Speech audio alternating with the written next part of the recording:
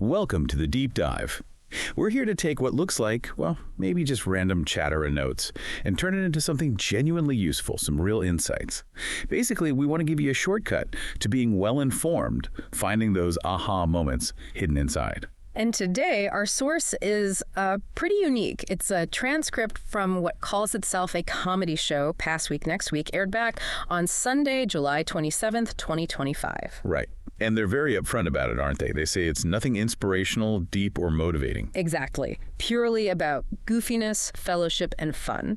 So our mission here is to show you how even in that kind of informal, funny conversation, you can actually dig up some, well, profound nuggets of knowledge. Really interesting stuff. Okay, let's dive in then. The transcript mentions they started with a song, Earth, Wind, and Aussies, which sounds like a mashup. Earth, Wind and Fire, and Tim and Eric. Yeah, that's right. And the hosts of that show, they turned it into a kind of guessing game for their audience, trying to figure out the meaning behind it, which is, a pretty clever way to start. So what were the guesses? What was the supposed meaning? Well, this is where it gets interesting, and maybe a bit dark, actually. The reasons offered were all over the place, often quite bizarre. The original hosts playfully linked this, really upbeat song to a string of recent celebrity deaths. Deaths, okay, that's unexpected. Right. They mentioned Ozzy Osbourne passing away at 76, Chuck Mannion, the Grammy-winning jazz composer, at 84, and even some really tragic stories like Malcolm Jamal Warner, only 54, who apparently drowned, and a chef named Burrell, whose death was just ruled a suicide. Wow, so they're using this upbeat tune to talk about mortality. Kind of seems that way. It's this weird mix of comedy and grappling with loss. And then they threw in some totally wild, funny connections, too, like someone suggesting Connie Francis was an original member of Earth, Wind and Fire. Connie Francis. Yeah, or that Hulk Hogan had used slurs against the band. Just, throwing stuff out there. It shows how conversation can spin off in strange directions. It really does. So one song unpacks all that, and then they moved on to another piece of music. Chuck Mannion's. That's right. Feels so good. But despite the title, the original hosts pointed out it has this kind of melancholic feel underneath. They even said that was pretty common for 70s music. Interesting, like even the happy songs had a bit of sadness. Sort of, yeah. It's like the music was reflecting something deeper, maybe a societal mood, even when it was trying to be cheerful. And that led them into a discussion about authenticity, contrasting Ozzy Osbourne and Hulk Hogan. Ah, okay. Authenticity. That's always a big topic. How did they frame that comparison, Ozzy versus Hogan? Well, the original show seemed to really lean into Ozzy being, innovative and authentic.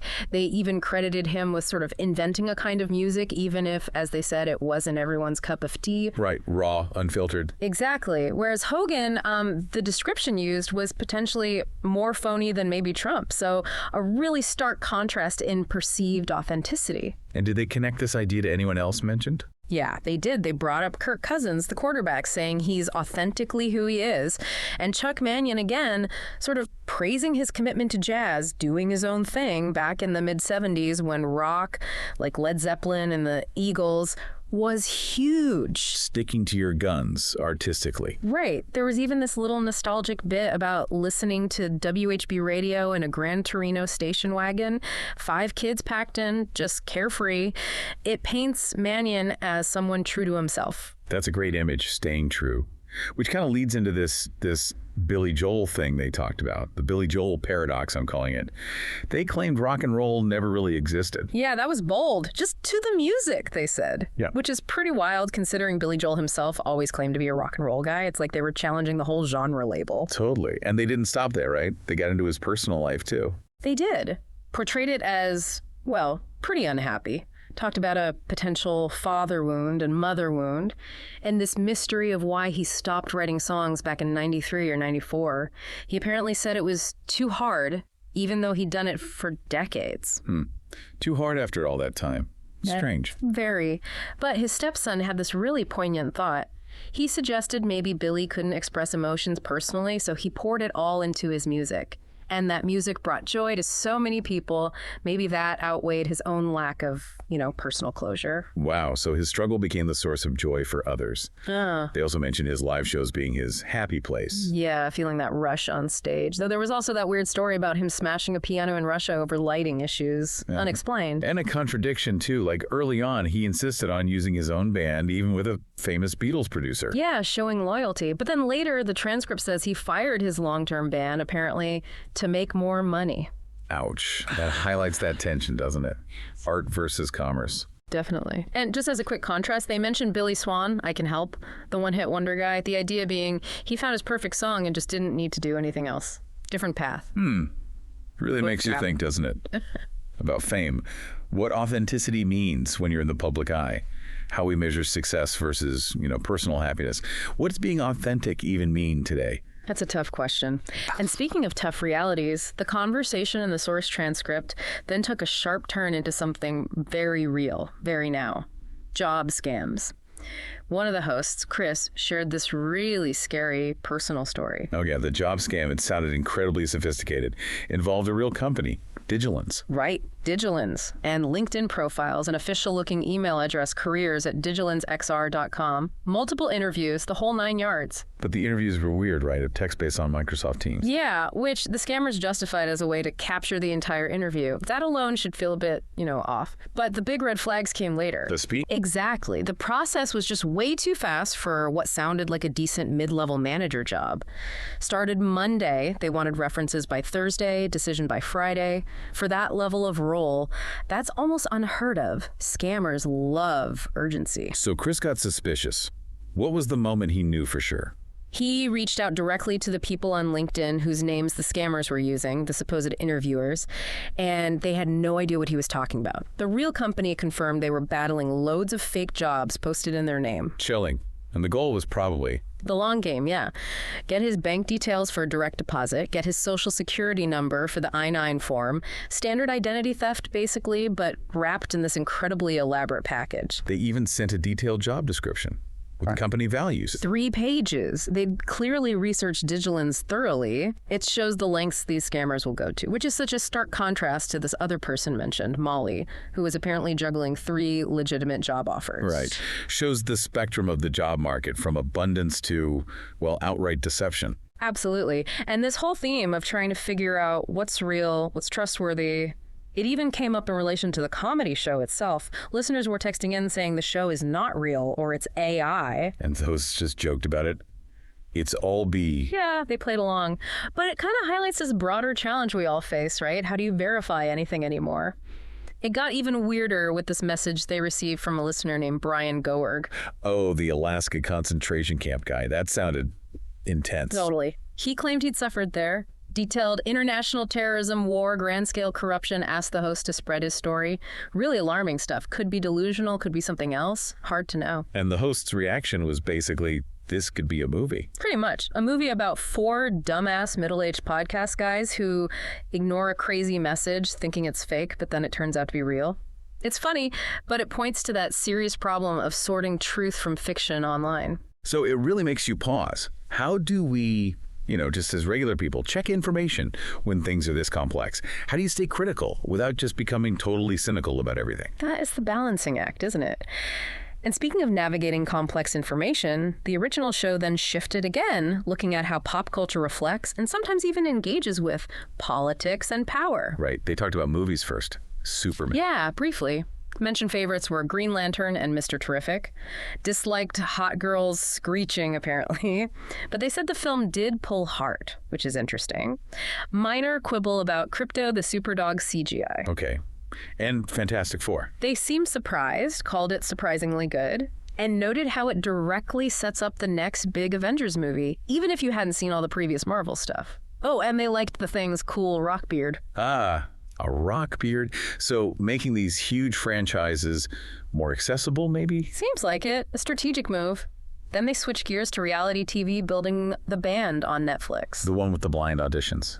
Contestants in boxes. That's the one. Judged purely on voice. And here's a cool local connection. They found a contestant named Winley from Truman High School in Kansas City. Oh, wow. Yeah, and she apparently played Annie in a school musical alongside someone named Cameron, who's now described as a Hollywood superstar. Get out. Who's Cameron? They didn't say the last name, but mentioned he's doing a barking dog voiceover on Netflix and has some HBO project coming up. Led to a joke about like a rivalry between Max HBO talent and Netflix talent. Funny. And the host suggested band names. Yeah, silly ones like Brothers and Brothers and Four Direction. Just a glimpse into that whole entertainment world, the competition, even locally. Okay, so from lighthearted reality TV to something heavier. Colbert getting canceled. Right, big shift. The cancellation of The Late Show with Stephen Colbert by CBS. They mentioned David Letterman's subtle jab, a YouTube clip titled, "You can't spell CBS without BS." Oof. Strong take from Letterman. Was it about money or politics? Both came up in the transcript. The show costs a lot, like $100 million a year. But there was also speculation it was political, maybe placating Trump, or just acknowledging that viewing habits are shifting, towards YouTube podcasts away from traditional late night. Makes sense. A lot of factors, probably. And then South Park came up. Yeah, the season 27 premiere, apparently it went hard after both Donald Trump and Paramount, the network, described as using a surreal deep fake of Trump. A deep fake. Wow. And satirizing a supposed $16 million lawsuit settlement with Paramount, with characters feeling pressured to create pro-Trump content because of censorship fears and corporate control. Pretty pointed stuff. Did anyone react? The White House apparently criticized the episode as desperate and lacking creativity. But the South Park creators at Comic-Con, their response was just kind of, "Oh, we're sorry," very nonchalant. Classic South Park. So it raises that question again. How does pop culture interact with politics? Is satire effective commentary, or does it sometimes, minimize things? That's the debate, isn't it? And the political discussion didn't stop there. They mentioned the release of those huge FBI files on Martin Luther King Jr., 230,000 pages. Right. And the host suggested it might be a distraction. Yeah, from the Epstein files being released around the same time. That was the speculation presented. Again, we're just reporting what was in the transcript here. Understood. And Texas gerrymandering. Controversial efforts by Republicans there, reportedly urged by Trump to redraw congressional maps. The source show called it brazen and despicable. There was even a debate within the show about whether Democrats should retaliate with similar tactics. But with a warning, right? Yeah, a warning that kind of extreme gerrymandering can backfire if you make districts too specific, too narrow. Interesting strategic point. Anything else on the political front? Just a couple more quick things. The EPA eliminating its scientific research and development arm, but renaming it the Office of Applied Science and Environmental Solutions, and claiming it would focus more on research. A name change with a promise. We'll see. Right. And finally, they mentioned The Good Trouble Lives on National Day of Action, inspired by John Lewis's famous quote, "A reminder of civil rights history feeding into current action." So a real mix, again, pop culture, media commentary, actual political moves. It makes you think about how all these things shape our view of the world. Does the humor help process it, or just scratch the surface? Good question. It definitely gives us a specific lens. Okay, should we shift to the lighter side now? The transcript also had a lot of just everyday life stuff, personal stories, quirky observations. Yeah, let's do that. The art of the everyday. Start with food, right? Some interesting dining experiences. Oh, yeah. It sounded like quite the range. There was a Salvadoran place they raved about the thick tortillas and the best refried beans, but then wrestled with a full shrimp dish. Head, legs, tail, everything still on in sauce. Challenging. And then a fancy place. Yeah, Marina 26 or 27 on Lake Lotawana. Sounded expensive, but delicious. Mentioned a 24-ounce cowboy steak with blue cheese crust and lobster bisque mashed potatoes. Okay, now I'm hungry.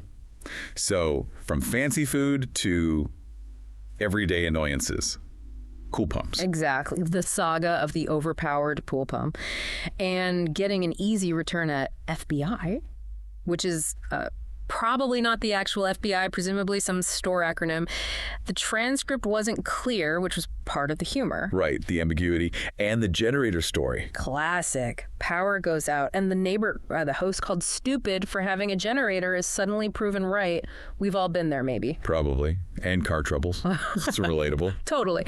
The wife needed brakes. The daughter Madeline's car had issues. And that little irony, the daughter actually had money for the repairs while the parent host was stressing about the gas bill. The tables turn. So these little stories, they just ground everything, don't they? They really do. They're universal. And the listener feedback section was full of more random, unexpected bits.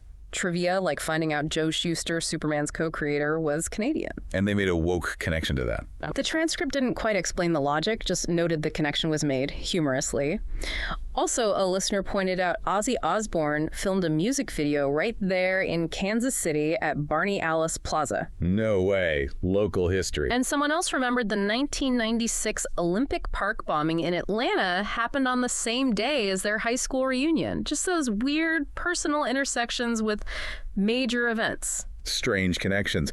But then there were those really odd analogies listeners sent in. Oh, yeah. Comparing heroin to fried chicken, the logic being it's somewhere between the last time and the next time. Very strange framing. Definitely strange. Yeah. And the political suggestion. Gerrymandering one. Yeah, the listener suggested all Democrats should just re-register as Republicans to completely mess up the redistricting attempts, just throwing out wild ideas. And host nicknames. The source. Yeah, apparently Paul's high school nickname derived from the movie Eating Raw and his weird preference for the Preakness, calling it the Payness. Just personal quirks. It's all very human. Zoos as date spots. Holliver Inlet. Right. Zoos are good for conversation, apparently. And the suggestion to watch videos of boats struggling through the Holliver Inlet in Florida seems like a specific YouTube rabbit hole. I might have to look that up later. And dogs. They talked about dogs, too. Yep. A very accurate description of golden retrievers, loyal, playful, but terrible guard dogs, likely to just want a pat from a burglar. Sounds about right for a golden. And they mention a Netflix documentary, Dogs Think, narrated by Rob Lowe. It highlighted how dogs are unique in reading human gestures, like pointing, and how they show the whites of their eyes to bond with us. Interesting. And the DNA thing? Yeah, that dogs share 99.9% of their DNA with wolves, which is wild when you think about the difference between a wolf and, say, a poodle. Absolutely. Any other random facts thrown in? A few. The claim that YouTube started as a dating site, one host doubted that one. The dangerous TikTok trend of using Sharpies as lip liner, somehow connected to Caroline Leavitt and Trump. Sharpies as lip liner. Yeah. Okay, that's definitely dangerous. For sure. And finally, this British scientist who supposedly cooled houses by spreading Greek yogurt on the windows claimed it dropped the temperature by over 6 degrees Fahrenheit. Greek yogurt. Seriously, that's inventive. So this whole section is just a mosaic, isn't it? Food, repairs, weird facts, listener thoughts. What does it all add up to for you, the listener? How do these random bits reflect, well, life? Can you find patterns or truths in just the everyday, funny, absurd stuff? It's a great question to ponder. And that really brings our deep dive for today to a close. We've covered a lot of ground, from celebrity deaths and pretty scary job scams, all the way through political chess moves and, well, Greek yogurt on windows. It's amazing what you find when you actually dig in. It really is. And maybe the most remarkable thing is, like we said at the start, this all came from a show that insists it's not deep and is basically all B. Yet look at all the connections, the lessons, the things to think about that we were able to pull out. Yeah, it suggests that maybe even casual chat, when you really listen, reveals more about our world and maybe ourselves than we think. Exactly. So the final thought for you is this. In this age of nonstop information, where even a comedy show offers this complex reflection of the week, how do you decide what's actually informing you? What ultimately is worth your deep dive?